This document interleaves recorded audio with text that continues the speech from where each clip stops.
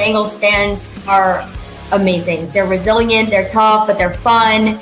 And I'm really excited to hopefully meet a lot more of you. Isaac has the big game. Then we became a real balanced offense for the playoff run, which I thought was really important. He put on the greatest route running exhibition I have ever seen in my life. He was football 24/7, and that was the greatest part of Chad. At times, the early part, I would tell him when we were throwing deep passes, I said, don't wait too long, because I'm going to get away. If you ain't going to have the arm to get there. So, I want to run to the ball, Well, Duke, looks like Duke's in the waiting room. I don't want to keep Duke waiting. He gave us a very limited amount of time. I know he's a busy man. Duke, what's going on, big dog? How you doing, buddy? Jim, how are you, man? Thanks for having me on. Yeah, Hey. I'm real busy. I'm sitting on my porch. Yeah, well, hey. Have a little drink going on there. Joe Burrow has played in big games his entire life, and I would think he will be a steady hand at the bow of the ship. And I think I wouldn't be surprised if they take him all the way to the Super Bowl. I really wouldn't.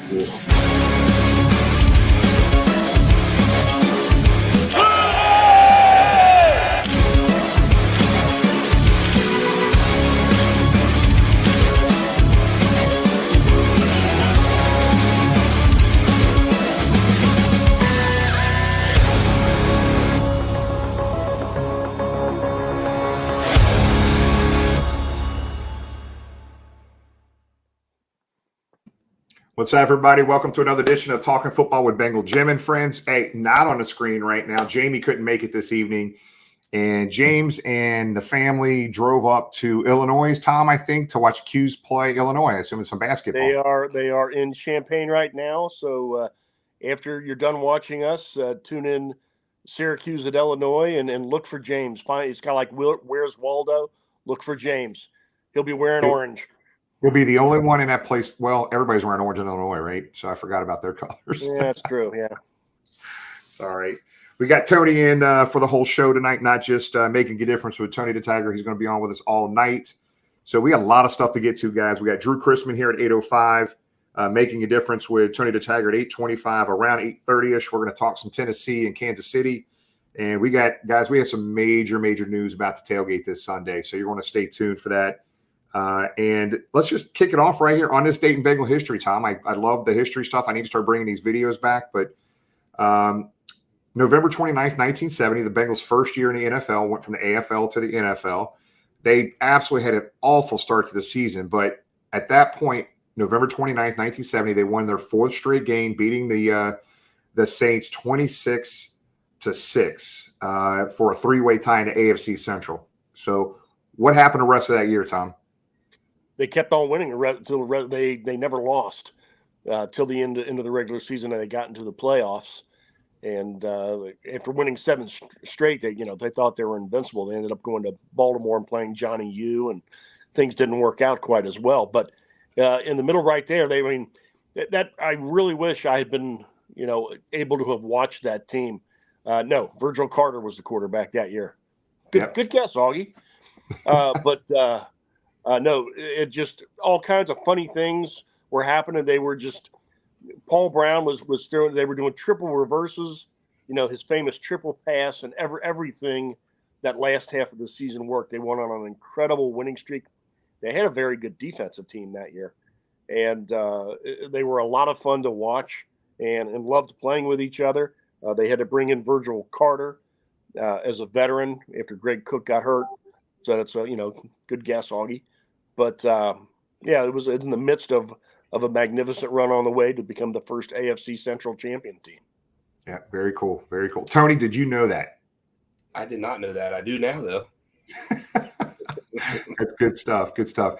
Hey, real quick, show some pictures here. Just putting a link in the chat area for everybody as well. I'm going to do my best to keep up with. We have dozens and dozens of pictures in here, but we partnered with Bold Stripes, the Napa Valley wine, and I posted some stuff on social media yesterday. But guys, this thing, these wine bottles are just classic, man.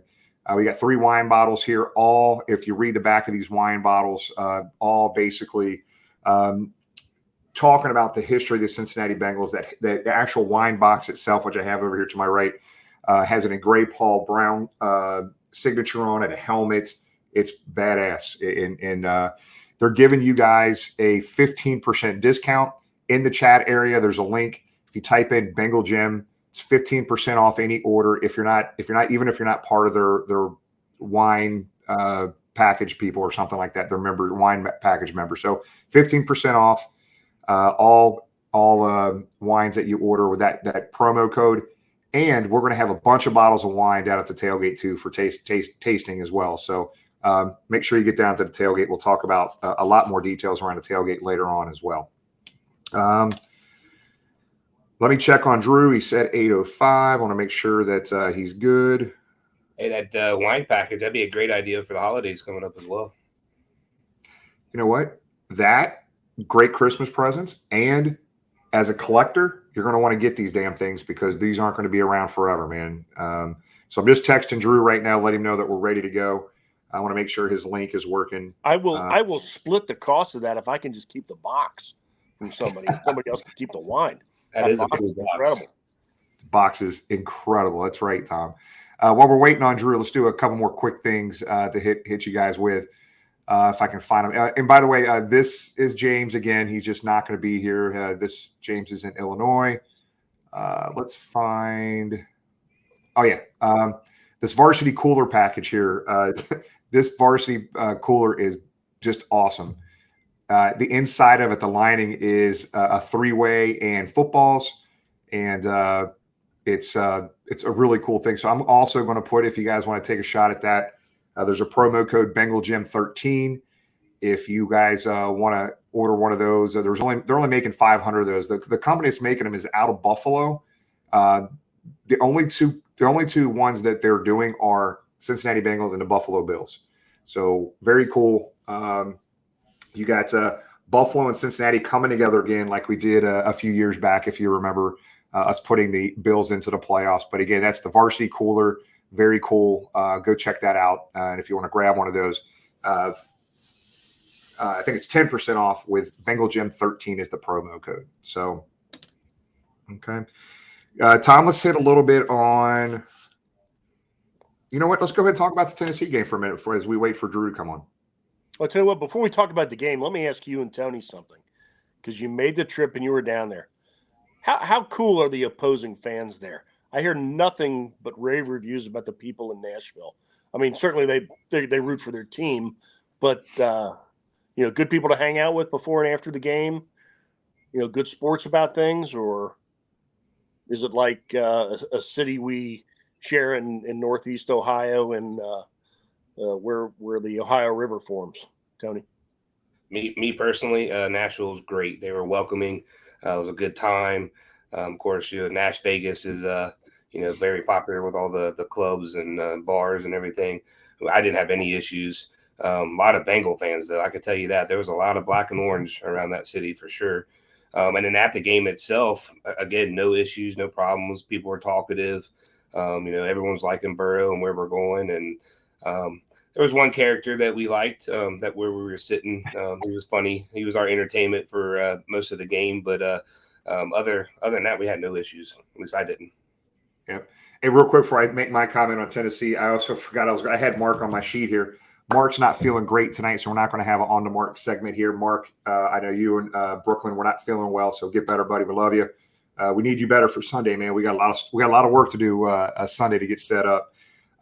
My take on Nashville, I've been down there many, many times. I have family down in Brentwood, and my dad lives in Hendersonville. I've never had a problem with anybody in Tennessee. Now, again, it all depends on who you sit around. There's a little jabbing going back and forth, but I've never had a problem with Tennessee ever.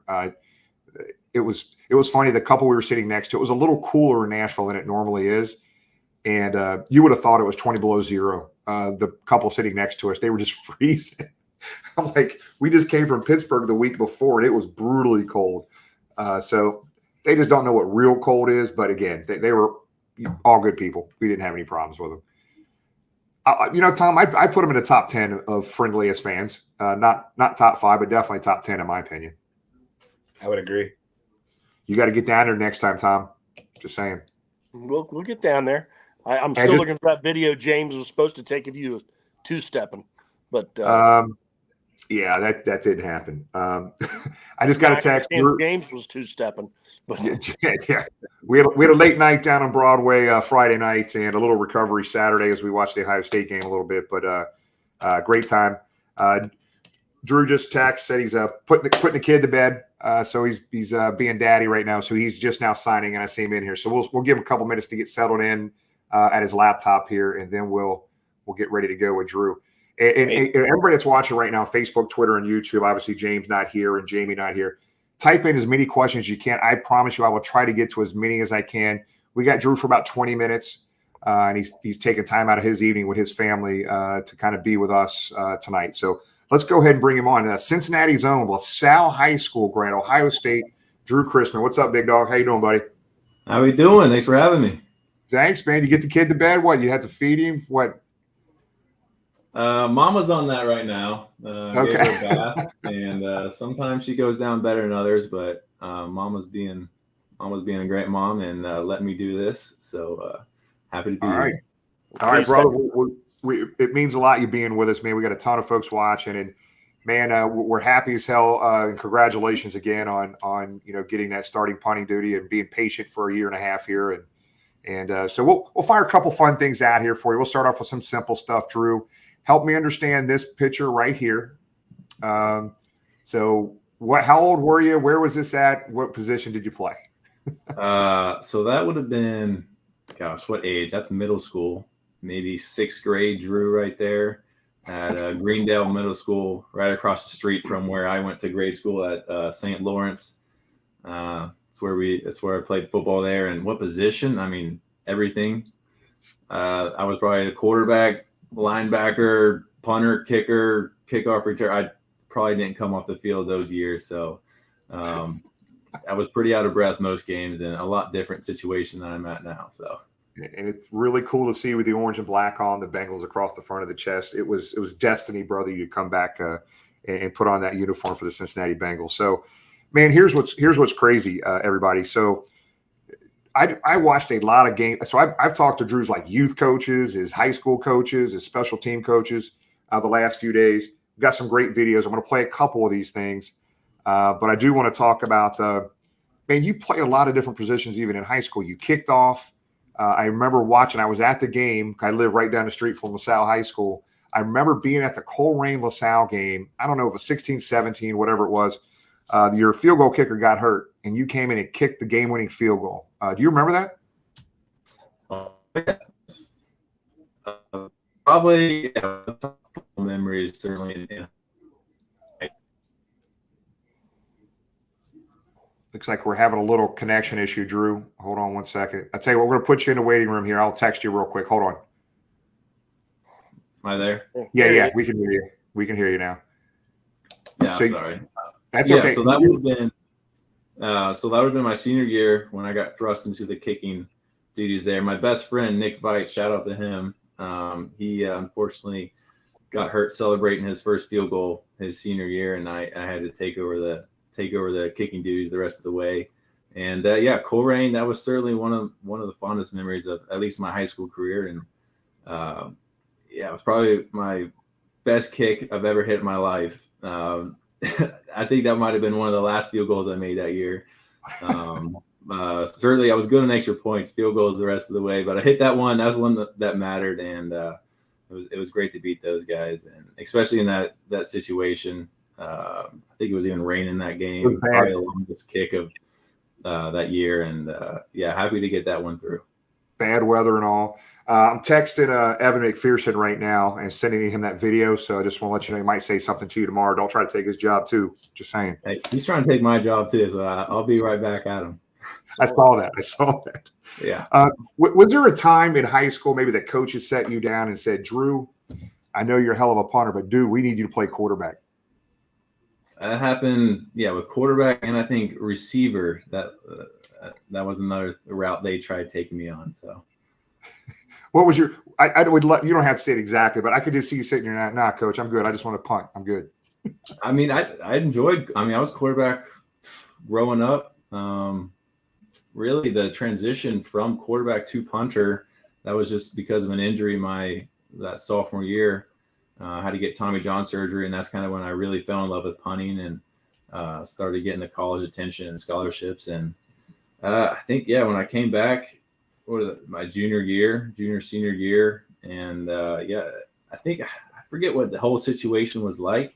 I certainly still loved being a quarterback, but punting had certainly taken over at that point as what I saw my future was going to be like, and certainly directed all of my attention to that.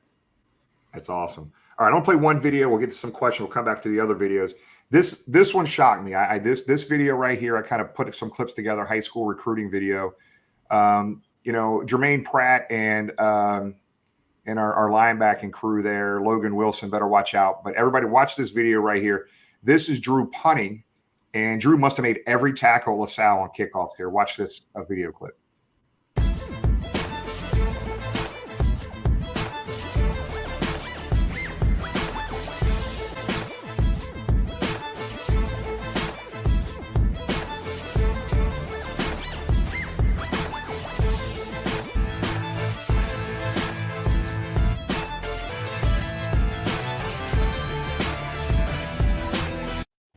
Laying the wood, Drew. What's going on there, man?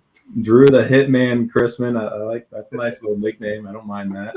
I was not scared to throw my shoulder pads in there. Like I said, growing up, I did it all, so I was no stranger to contact, and I'm not one of those guys that's going to run away. And you even see me now on punts. I hope I don't have to make the tackle, but I'm down there in case it's necessary. College, I never recorded a single tackle. Those guys were just flying down the field, forcing fair catches. With the rules in college, they're a little different. But shoot, even the second preseason game in New York, I recorded my first, I guess, NFL tackle of preseason counts. But I'm still feeling that one. Honestly, these guys are a little different than the high school guys. But a little different than the NFL. A little different than the Northwest high school players. I'm just saying. So let's go ahead, Tony. I know you had a question, buddy. Yeah, so I'm a big Ohio State fan, and I appreciate you coming on the show, and thanks for joining us. You had that stint at Ohio State. You came to the Bengals, but there's another team that you slightly played for that not many people know about. Tell us about that. Yeah, I know. It's kind of a sore subject, I guess, especially in this room. But I spent, I guess it was 3 days with the Pittsburgh Steelers. Yeah, I know. Yeah, sorry, Drew. Sorry, I didn't text you about this. We never say that word. It's the city near West Virginia is what we say. City near West Virginia. You're so good. Like the team up north. I got you. It was near Christmas last year. I think it'd been like a month since I'd been on the practice squad here in Cincinnati, and phone was feeling pretty dry. Had just bought Christmas presents for the family. Bank account was looking pretty dry. So any call at that point, I'm taking. Didn't really care who it was, even though I wasn't happy about it. But I got a check for that week. And then the following week, I guess something happened. Cincinnati got scared again and called me again. I was on the practice squad for the next month. So in a way, I'm kind of grateful for them, but certainly wouldn't have my first game against be any better than at their place beating them. That's right. That's right. We were a pre-show. We were like, should we ask this question or not? So sorry, we made you a little uncomfortable with that one. No, it's good. I will say you definitely look better in black and orange than you do black and yellow. Just saying. Yeah, I would agree. No doubt. Tom, go ahead, buddy. Hey, Drew, I'm just wondering, so many people have been pulling for you around the city. It's not like we were rooting against anybody else who we think the world of as well, but so many of us were rooting for you to make the team and get the position. After the bye, when it happened, how did you formally find out that you were going to be the punter against the Steelers? Did Coach Taylor tell you? Did Coach Simmons tell you? Did they tell you together? Were you pulled in? How did you find out? Yeah, after what I went through last year, I guess I didn't officially really feel like I was a punter until I think it was Saturday at 1:00 when I actually got elevated. Going through what I went through last year, I learned that nothing's official till it's official. So I wasn't counting my chickens before they were hatched, but I had a good feeling coming out of that bye that I was probably going to be the punter. Darren had talked to me and kind of given me like, hey, you do well this week, we're probably going to pull the trigger here and give you a shot. So I had a good week of practice, was feeling good going into it. But yeah, I didn't really officially feel like I was going to be the punter on Sunday until that elevation was called on Saturday. So, but yeah, no, it's been awesome. It was an incredible feeling, and it's been an incredible journey. Yeah, it's been great. You're doing an incredible job too. Yeah, keep it going, bro. Keep it going. So, all right, so let's go to another video here. Drew, it's funny because going back 3 or 4 years, seeing some of these videos on YouTube, I remember this stuff. But man, talk about after we showed this video, I think you did what was called like a 24-hour bottle flip challenge. So let's play a really short video clip here. I remember watching this video. I think it was 2019. But everybody watch this video. See if you remember this. Can I kick it? Yes, you can. Can I kick it? Yes, you can. Can I kick it? Yes, you can. Can I kick it? Yes, you can. Can I kick it? Can I kick it? Yes, you can. Can I kick it? Yes, you can. Can I kick it? Yes, you can. Can I kick it? Can I kick it? Yes, you can. Can I kick it? Yes, you can. Can I kick it? Yes, you can. Can I kick it? Can I kick it? Can I kick it? Can I kick it? Can I kick it? Yes, you can. Can I kick it? Yes, Oh, that's great. Some great memories. Yeah. Talk about that, Drew. I don't think a lot of people, there's a lot of people watching that have never seen that before, but I know a handful of us have. Well, when you're Ohio State's punter, you have a lot of free time on your hands. All right. So, yeah, that was just something I picked up.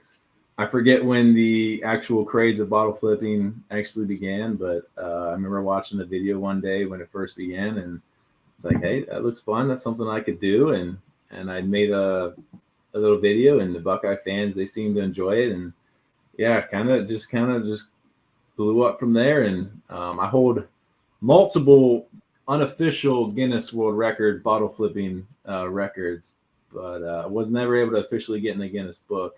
Apparently that costs $5,000 to have one of those guys come and actually put you in the book or whatever. And I didn't have that kind of money in college, but was it 24 hours straight you did that? I did. That was, I forget if that was during COVID or something. Maybe it was like bye week. But I did a 24-hour bottle flip challenge, raised some money for, it was during the Australian wildfires, and we were able to raise, I think it was like well over $10,000. People just donating, watching me flip a water bottle. So I had a lot of fun with that back in the day. But certainly during the season, I am well more focused on flipping the field than flipping the bottle. So. Okay. We're going to go through a couple of viewer questions here. There's some good ones here. This guy right here, I shouldn't put up. He's a Coleraine guy. Drew, sorry about that. He graduated in 2009, but he's asking, being a former holder, how are the nerves during field goals and extra points, man? I wouldn't say nervous at all. I mean, that's at this point doing it I did it all through college, and certainly knowing the kicker that we have now, and just how on top of the ball you need to be with that operation at this level, the amount of reps I put into that in the off season, I feel very confident holding. And especially Kevin, he's a phenomenal holder. He's helped me lots of tips throughout the way too, just ways that better improve my technique. So that's something I'd probably put more work into than actually punting at this point. So I wouldn't say there's really any nerves at this. I haven't held for a game winner yet. I don't know if that changes anything. I've always wanted to have that opportunity, but I wouldn't say there's really any nerves at this point after doing it for hundreds of thousands of times.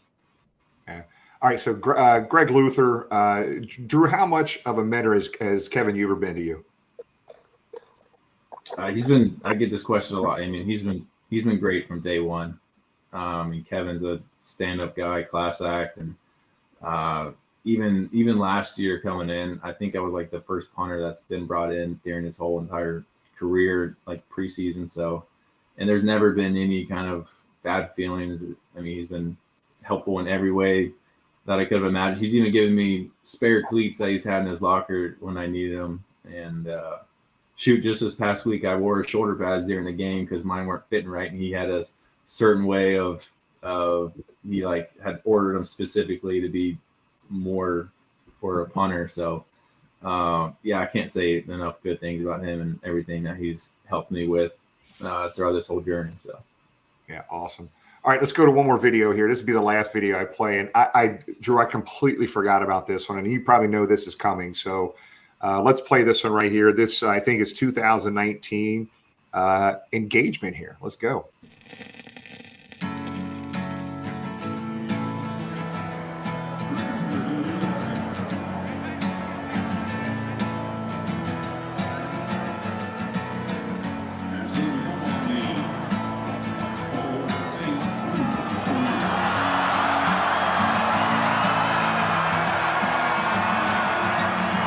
Today is gonna be the day that they're gonna throw it back to you.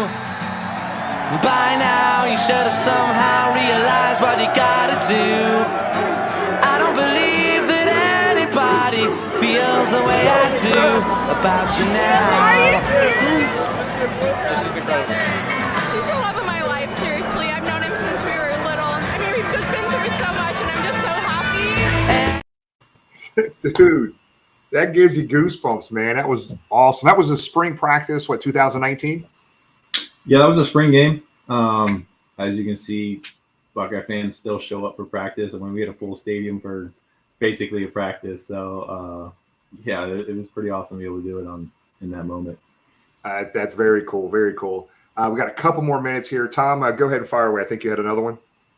Yeah, Drew, just when you go on to punt, I don't know, are there any last-minute instructions from Coach Simmons? You know, a certain way to kick, certain way to protect, or anything, or is it just whale it? Certainly, last week in the first half, you were MVP. You kept flipping the field and pushing the Titans back, way back, and that was essential as the defense was getting things figured out to kind of stymie them. But I didn't know in those last moments before you run on the field if you get instructions or just you already know what to do based on the situation. No, Darren's good. He gives me instructions coming up to the huddle, running onto the field, and running off the field. I mean, he has never not given me instructions, that's for sure. Kind of a big emphasis lately has just been more hang time. You know, last week we did a good job getting the ball down the field, but certainly would have liked to see more fair catches. Luckily, the guys on our punt team are flying down the field and making tackles and making me look good, even though I'm putting us at a little bit of a disadvantage there with how much space I'm giving them, the returner. So, I mean, that's kind of the big thing lately is just, you know, get the ball up, and the less room that these guys have before our gunners and interior punt team has is better. So that's always going to be a big coaching point. All right. Last viewer question here, Drew. This is Across the Pond Sports Network, England. Ever fancied a barefoot punt? This is weird timing of this question. I actually just watched the NFL films on the barefooted kicker. I didn't realize that this was an actual era in the NFL that this was happening. And these guys were literally running out there. I mean, some of these guys, I think they were playing in like snow, just barefoot, just going out there kicking a cold hard ball with a bare foot. And if I remember right, I actually did that in Pee Wee. I would take off my cleat because I felt like I got better contact. But I think with how they make cleats now, we wear soccer cleats, you get better contact and better power using the soccer cleat. But I actually do have a little bit of a bruise on my foot from this past week, hitting some of the end over end punts. But I might just be getting soft. Maybe I need to bring back my Pee Wee style and harden my foot up and kick a couple balls barefoot again. Yeah, the NFL's made you softer. You need to get back to the high school hitting and everything. That's what I'm hearing. Yeah. All right, so high school, biggest rivalry for you in high school? X. Yeah. I was going to go extra more. I wasn't sure. I don't think I ever beat them. I don't think I ever beat them on varsity. We never won the outright GCL. So, and my best friend in college was from X, and he always took a couple of jabs on me that way. So there's always been a little bit of a sour taste in my mouth when mentioning the Bombers. But yeah, some of my best friends are from there though, so I can't. I do have some good memories from them. It's funny, Drew. I live off West Fork down here. My entire neighborhood is St. X, LaSalle, a small handful of elders. So I feel you, brother. All right, biggest rivalry in college. I know the answer, but tell everybody your biggest college rivalry at Ohio State. The game. Yeah.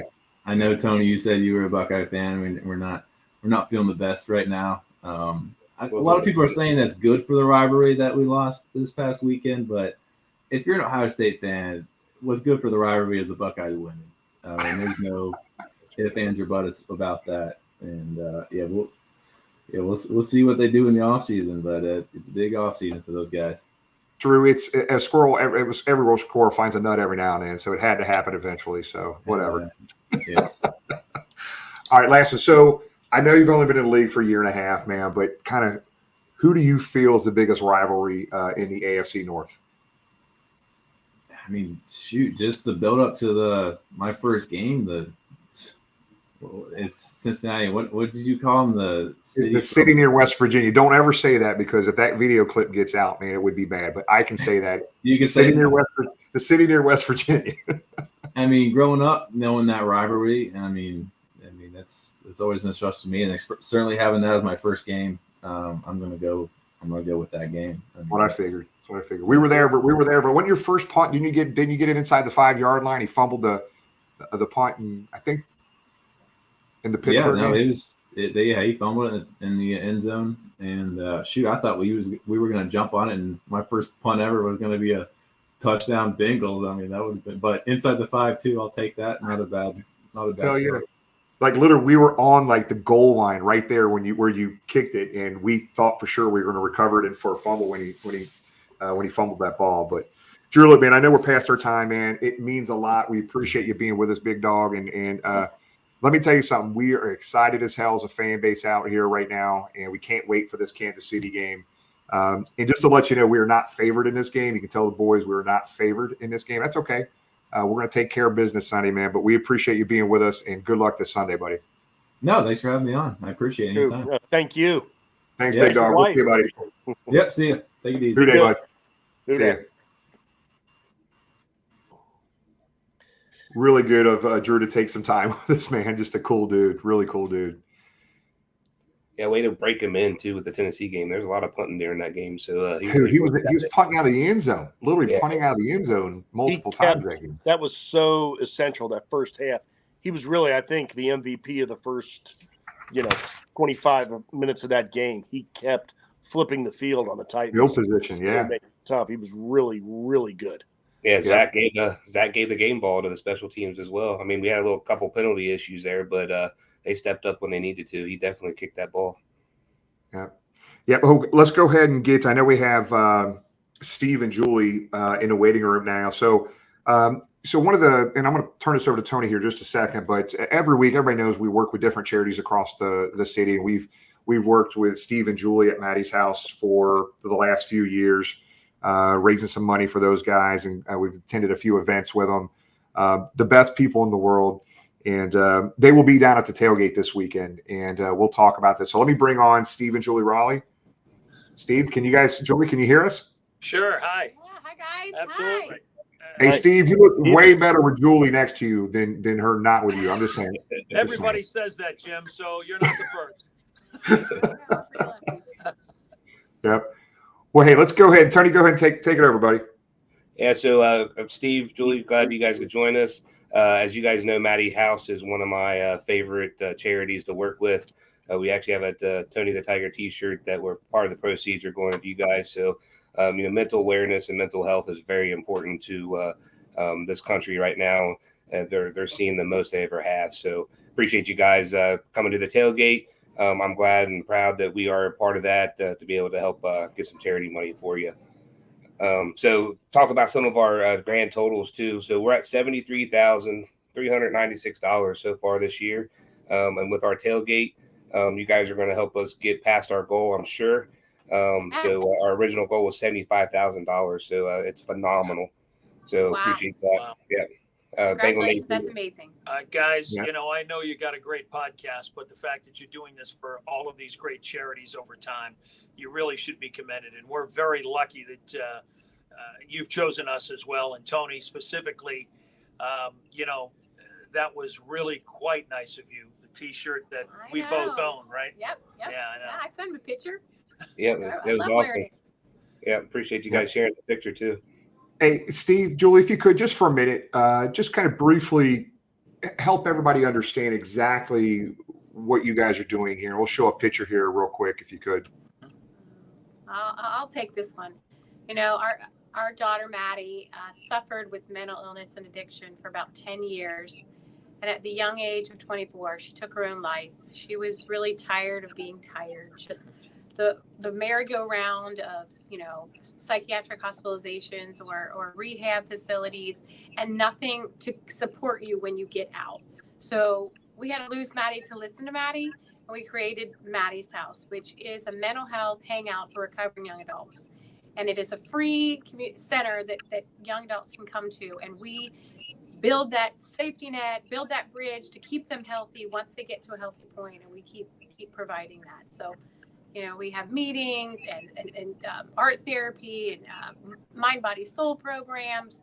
We just got a huge home donated. Mercy Health partnered with us, and we're renovating a gorgeous home that Paul Crosley built in 1937, and we'll be open here in the spring, so we can really double and triple our numbers. To date, we have helped over 300,000 young adults, and they've been in our annex for over 600,000 hours, and we've over the last 2 years. So we're pretty proud of those numbers, and just how we'll be able to grow with our new house. We're really excited about it. It's the aftercare that's the important part here, guys, because there's plenty of counselors, there's plenty of rehab places, but then after you get out of there, what do? That's the thing, and that's what our daughter faced, and that's what so many struggling young adults face.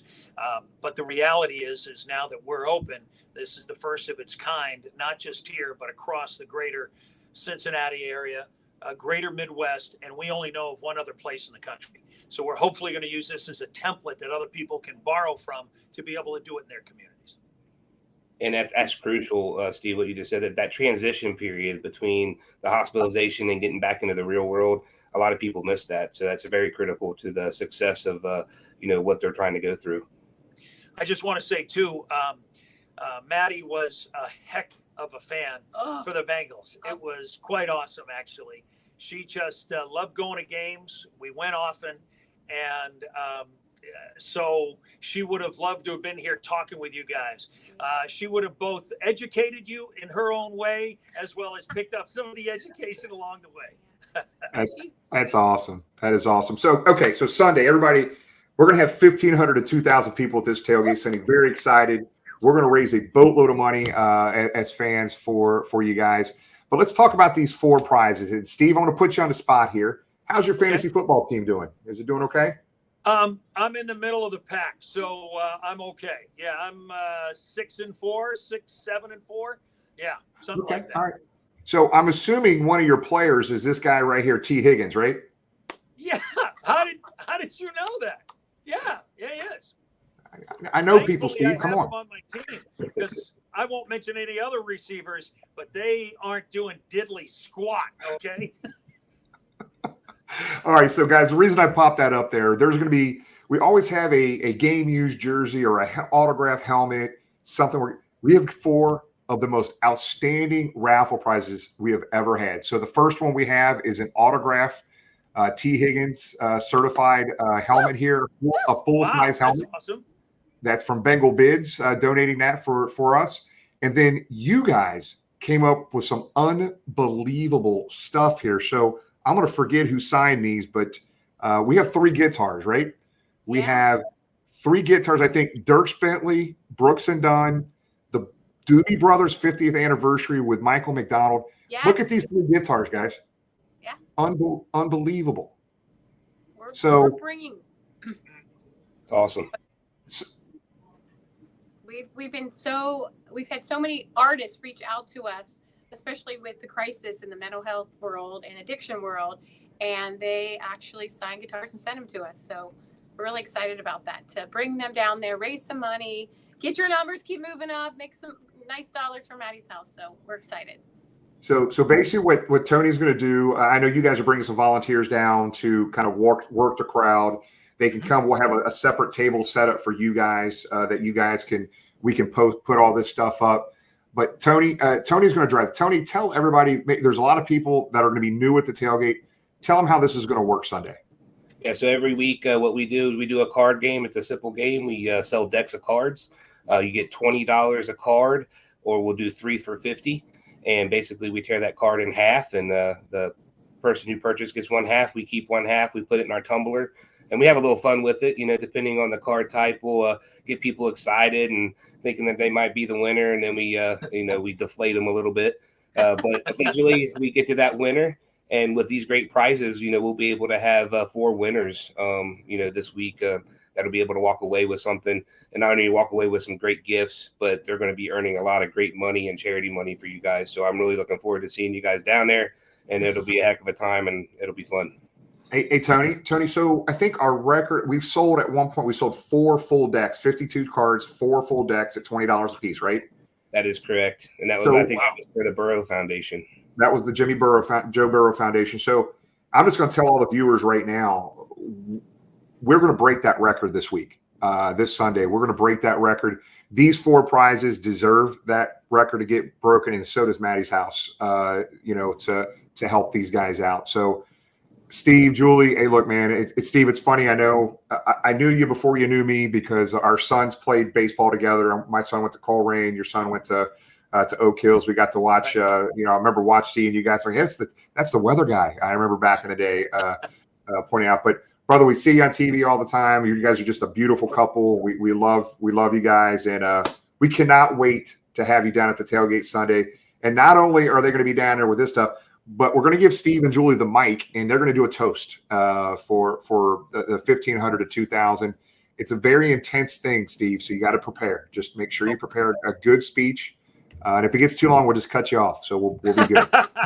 Hey, it'll be the first time, Jim, someone's still pulled the microphone or shut the TV down or change the channel. So I'm used to that. All right. Hey, Jimmy, while we have him, can Steve give us the forecast for the game Sunday? Sure, I'd be happy to. And the story is going to be temperatures in the 40s, probably a kickoff somewhere around 45-ish or so, maybe a little less. Stay in the 40s because there'll be increasing clouds as we go through the game. But right now, I don't see any rain. So it's actually going to be a pretty good football forecast for this time of the year. And that forecast is from that 12 to 4:25 until kickoff is pretty damn nice weather for the tailgate as well, right? Absolutely. In fact, of course, we'll be hitting our high temperatures probably right in the middle of the, excuse me, guys, right through the middle of the tailgate. So we'll be on the lower end of the 40s once the game starts later in the afternoon. So it's actually going to be a great day. It really is. In fact, just to add in, there'll be more, I think, partly cloudy skies earlier in the day as the clouds then increase. So the tailgate, I think, is going to end up being awesome weather. It's going to be epic, Steve. Jewel, I know you have not been down here before, but I promise you, it's not a bunch of dudes sitting around in folding chairs drinking beers. I promise you, you're gonna have a great time. I don't have to tell you. There's plenty of our friends who've already been down there and told us to expect a heck of a great time. So yeah, I know this. Well, guys, we look forward to seeing you Sunday. And everybody that's watching right now, if you've not been down, come down and join us right on the river, right on Marion Way. We're Lot E, butts up against the park right there. We're 60 yards away from the front gate of the stadium. That's how close we are. It's the closest spot any tailgate is to the stadium gate there. So make sure you join us. Steve, Julie, we love you guys. We appreciate you. And we look forward to seeing you Sunday. Love you guys. Thank you. Love you guys. Excited. Thank you for everything you do for us and everybody else. Thank you so much. Sunday. Okay. See you. Who day? See you. Appreciate it. Let's go Bengals. So I'm playing that clip of the weather forecast there. That was awesome. That was great. I'm gonna post that all over the place. Great people. If you remember last year, we went to an event up in Mount Adams, a fundraiser that we went to. We bought a whole table up there. Me, James, Tony, Trisha, Carrie. We all went, and we just had the best of times. And again, I know I say this probably way too much, and I repeat myself probably way too much, but it's these. Different people are affected by different things, right? And these charities that we're bringing to the table, one might impact my family, one might impact Tom or James or Tony or Mark or Jamie. I learned more about things I didn't know by just bringing awareness to some of these charities we bring to the table, Tony. I'm learning stuff I never knew. about some of these charities. And that's really what part of this is one piece of this is raising money to help these charities out. The other piece is just bringing awareness to these charities as well. Yeah, you're absolutely right. That's the biggest thing, is not just the money piece of it, but understanding the disease or the issue that we are faced with. It really helps with everything that we do here. So one more thing I'd like to mention real quick about the tailgate. This is not only for Maddie's house for the raffle portion of it, but it also kicks off our Toys for Tots toy drive. So if you plan on coming to the tailgate, please consider bringing a unwrapped toy. We will have collection bins there. We'll be there for the 12-4 and the 12-11 game. And we're combining this with my company, and we have a high goal of 1,000 toys that get donated, as well as $5,000. So I think it's something that's very obtainable. I think we'll actually blow through it. There's great opportunities out there as well. If you guys follow me, we got some a registry on Amazon. If you are out of state or can't participate, you can go on there and purchase a toy to send to us. And then Jimmy, I think do you have a graphic for our 12-10 event that will also be going on?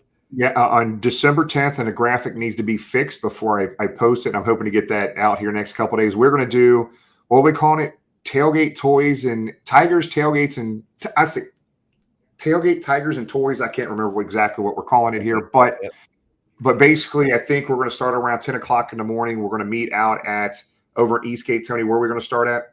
We're going to start at the Walmart there in Eastgate. We'll be there a couple hours. We're going to go in and purchase a bunch of toys. We're going to give you the opportunity to meet us and give us a toy.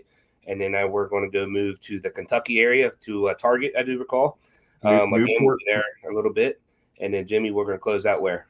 We're going to finish out at the Pro Shop. So just be ready, be prepared. If you want to meet us at any of these stops to throw some toys on the bus, feel free to. It's going to be a lot of fun. So even if you want to follow us around that day, but be prepared on that. That we'll get some information out to that.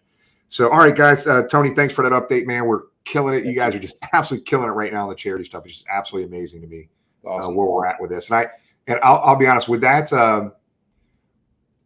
With those 4 prizes, those 3 guitars and that helmet, good grief, man. That is some major raffle prizes there. So, yeah, big haul. So, guys, let's change gears a little bit, man. Let's start off talking about the Tennessee Titans game, Tom. I'll tell you what, man. We were down there we were physical as hell. DJ Reader was killing it. I mean, these guys played their asses off, Tom. Well, and I'm glad you mentioned DJ first, because some of the ranking systems this week had him deceivingly low.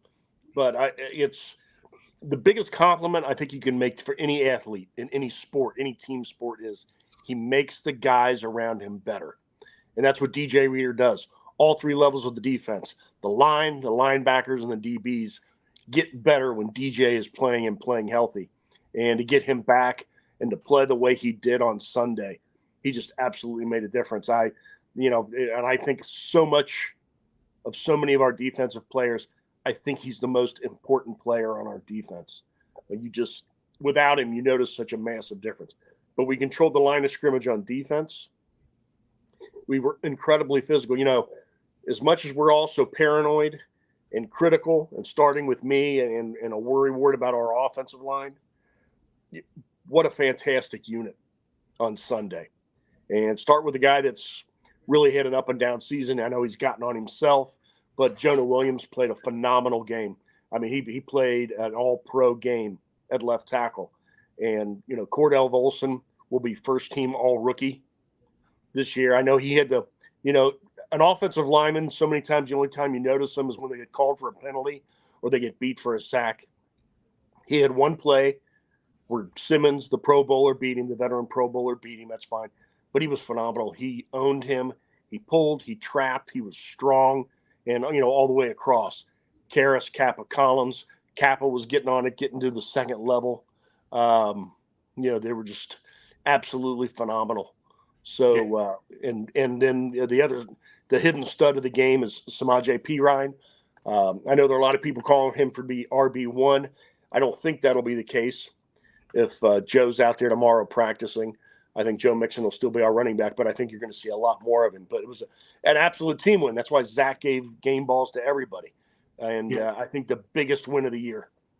Tom, it's interesting. It's I don't know. It was Brian Baldinger that was doing some film breakdown. I watched on Twitter or YouTube. I can't remember where it was, and he was like, "When you come to play the Cincinnati Bengals, you're playing the whole roster. You better be ready to go. You're playing the whole roster." And here's another guy right here. We talked about P-Ron, but Travion Williams, that 16-yard run was magical. I don't know how he squeezed out of some of the tackles that he got out for that big 16-yard run. So everybody stepped up and contributed in that win, Tom. That's what was amazing to me. Everybody was making plays. No, everybody did. And, unless we don't forget, we forget to mention one guy, that would be number 9, who had another fantastic game. The world's better. The world is better when he's safe, secure in the pocket, and able to do the things he did. And he gets his other toys back this week too. So hopefully he's going to have fun. I think it's going to be a great game Sunday, and we can keep the streak going against Kansas City. I was going to joke, Tony. Say, number 9. He's just throwing the ball up to people. They're just catching it. He's not that good, Tom. I'm just saying. Bad joke. Stud. He's an absolute stud, man. That's why we got to keep him upright, buddy. So, I mean, I don't know what else to say, man. That was we beat a very, very physical and a very good defensive team. I think the top NFL rushing team, and we shut down one of the best running backs in the NFL. 38 yards. That's all he got. He had to work for those. Yeah, true. Yeah, but, and the other thing, though, is that really took away from that, and you see this in the locker room after the game. And Jimmy, how many decades you and I have been friends and watched the team so close. But the ultimate sign of culture change is when this is the kind of game we lost for decades. Yep. Even when we had good teams and went to the playoffs, that's still the type of game we would lose. And they found a way. They went into another team's home turf, battled right up against their strengths, didn't really hide anything, didn't try any tricks or anything else, just manned up and beat them in their own place, played smart football, made them make the costly mistakes. And this is such a fun team and such a fun group of guys to root for. It's as a fan, it's a privilege. And kudos too to the depth that we have. I mean, the next man up, as an Portman statement that Zach always says, and we've seen it. We didn't have Jamar, we didn't have Mixon, but everybody stepped up, man up, and they performed well. And that's an attestament to what we have in our depth and what we can provide in the future if we have some players that are hurt. So it's awesome. Yeah, the linebacker core played their butts off, and Hayden Hurst, man. I love CJ. But Hayden Hurst has been an upgraded tight end. I'm sorry, everybody. I know you love CJ, but Hayden Hurst, man, has been doing it all. So it's been fun watching him play, for sure. I hope he's back next year. It's refreshing to see somebody say they want to stay here. Let's talk about this. Somebody made a great point here. So at the end of the game, we were kind of in that end zone when they were taking a knee, and they were diving at, Ted's legs and knees. It got a little heated there, and you saw Ted walking off the field. And I'll be honest, getting that on video and film kind of took me by surprise, but he was fired up, Tom. Fired up. Tom, did we lose you, buddy? You're froze. Am I good? Yeah, go ahead. Can you hear me? Yep. But I didn't know the full story of that till you actually texted me after the game. But, there again, another guy that adds to things and helps with that team chemistry. What a leader, a great guy to root for. But think about this, guys. Last January, and you two were there in person, Joe Burrow got sacked 9 times. Sunday, he got sacked once, and he didn't feel heat. That's how far this line has come, not just since last January. That's how far this line has come in the last 6 weeks. And they're only going to get better. Let's, God, keep them healthy, but it's only going to get better. Yeah, Jimmy kept on hitting me. He's like, man, look at the time he has. Look at the time he has. It was great to see that he had all that time in the world to go through his progressions and pick the player that was best for the play that they were doing. Yeah. All right, let's flip it here. Let's go to Sunday, man. And both times we played the Kansas City Chiefs last year, we were significant underdogs here at home, and then on the road for the AFC Championship. Guess what? We're underdogs again against the Chiefs. Look, the Bengals, the Bills, the Chiefs, in my opinion, are the class of the AFC. This is a big game, guys. I know the Nashville game was a big game. Our count, we're 7-4 right now. We need to get to 10 wins. We need 3 more wins. We only have 2 road games left, 4 home, 2 away. Talk about that, Tom. I mean, this Kansas City game is the most important game of the year to this date, in my opinion. Yeah, Kansas City is the only game right now. And, I love the mentality in the locker room. So much has been made by the media, particularly the local media, of how horrid our schedule is. And it is. It's tough. It's very tough. But when you're the champs, that's it. You know you're going to get a tough schedule. They didn't whine about it. Zach Taylor didn't whine about it. They've known it's coming, and they embrace it. And that is a mentality everybody seems to forget. Everybody's got to play us, too. Everybody's got to play the Cincinnati Bengals. They should be a little worried about that. I think it's going to be a great game. Chiefs are, for the most part, a class team. Mahomes is an incredible, future Hall of Fame talent. But it's the kind of challenge that Zach Taylor, Joe Burrow, DJ Reader, and the whole team seems to thrive on and look forward to. They don't run away from it. So I think it's going to be a great game. And, I don't think that we're going to do anywhere near the same things that we did last January against them. I think everything will be new. And hopefully we'll have everybody back at 100%. Yep. Well, hey, we will be down there early for the tailgate. The game's at like 4:20 kickoff, 4:25? I can't even remember. 4:25. That lot will open up at noon. We'll be down there about 10:30 setting up. Let's talk about that tailgate right now, guys. Look, I don't even know what to say, man. It's just when Tony and I were talking about this with James and Craig and everybody else, and just when we think we can't outdo ourselves in this tailgate, let me tell you what's going on this week. Prime Steakhouse downtown Cincinnati is bringing 3 or 4 of their chefs down, multiple giant grills. They're bringing, no exaggeration, guys, 1,000 USDA prime hamburgers, 1,000 of them that their chefs are going to cook right there for you. They're bringing 1,500 sausages, their homemade sausages. They're bringing, I don't know how many pounds of mac and cheese. They're bringing, I don't know how many pounds of brisket baked beans. They're donating all of this for you. We've never had a game anywhere close where we had food left. Never. There's so many people down there, we can never feed everybody. This may be the first game that we can feed every single person at the tailgate, all 1,500 to 2,000 people that are going to be there. So get down there, and on top of that, we got Gold Star. 500 conies from Gold Star. They have been money. We brought conies down to Nashville. It was a great time. We also have Camp Washington Chili going to be there. We have another place. What's it called here? Good grief. Ruby's Chocolates. Thank you, Cookie Girl. She hooked up from Ruby's Chocolate. They're bringing dozens, hundreds and hundreds of chocolate pretzels, orange and black chocolate, and all kinds of stuff down there. And on top of that, guys, we got the Ruler of the Jungle. And I don't know if everybody saw this online today. Look, I used to watch wrestling when I was much younger. I haven't watched it in quite a few years, but I know who this is. So we've got John Moxley and Renee Paquette, I think is how you pronounce her name. Rulers of the Jungle will absolutely be at the tailgate as well. They're going to be down there approximately 2:30-ish. So we're going to put them on the mic and have some fun with them as well. And they will be at the tailgate as well, Ruler of the Jungle.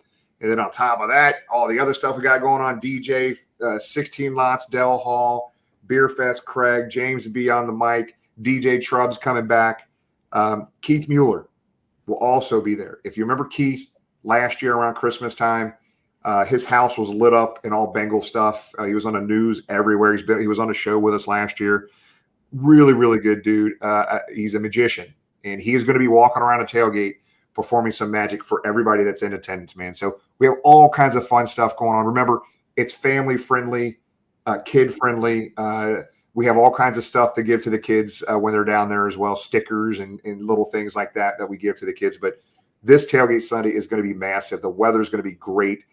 And we need every single body that's going into that stadium to be as loud as you possibly can to make it as miserable as we possibly can for Mahomes and the Kansas City Chiefs. So look forward to seeing everybody at the tailgate. And let's see. Tom, I'm sorry, buddy. I'm trying to find this stuff a little bit quicker for you. But we haven't had this one in a while. Let's go. Hey, folks. It's time for the 2-minute warning. There we go. Let's go ahead and Tom, we'll start with you.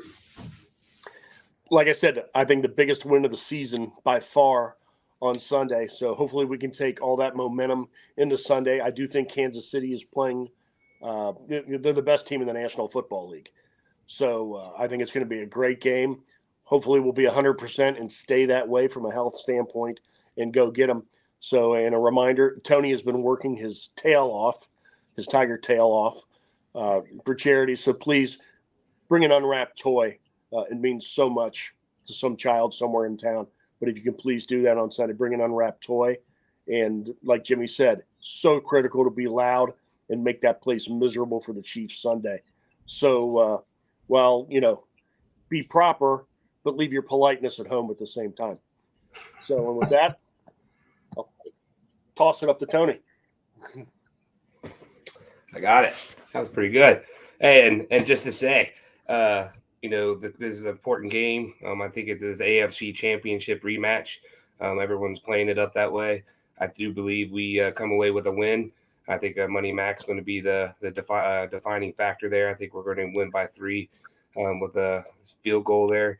Again, Toys for Tots. Thanks for everyone for participating in that. Bring an unwrapped toy. The one thing I always say is there is no reason for any child this year or any year to go without having a gift at Christmas time. With everything that goes on in this country, that's the one thing that we can make sure we do. So bring an unwrapped toy to the tailgate, and we'll make sure it gets to the right people to do the good things they do with. Another good thing, just want to mention, we're continuing our tradition that started a few weeks ago.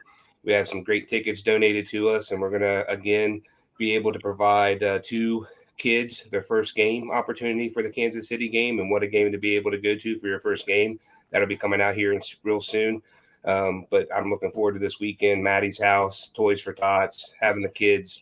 It's going to be a great time, and look forward to seeing everybody here back at the jungle, because it seems like we've been away for a month or more. So I'm really looking forward to getting everybody back together. Yep. The next 2 weeks, Tony, we're at home, brother. I know. It's good. No traveling. Yeah, we got a lot of people asking about how can they help at the tailgate. Keep an eye on Facebook and Twitter. There was going to be a link. I think we had 12 to 15 people sign up to help pour some beers or set up or clean up. There's all kinds of stuff that we could use your help with. So keep an eye out for that link. We'll be shooting that out here probably the next day or two. Guys, come hungry Sunday to the tailgate. I cannot believe we're going to have this much food, man. It's going to be interesting to see how fast we go through all this food, but it's legit and it's good stuff. Don't forget the toys. Tony, about how many toys we total last year? All in, we about 800 something toys. Yeah, we had 800 toys and we had $3,400 donated. So our goal this year, 1,000 toys or more and $5,000 or more. That's our goal. So I think we'll get that. Yep, I think we'll blow it up.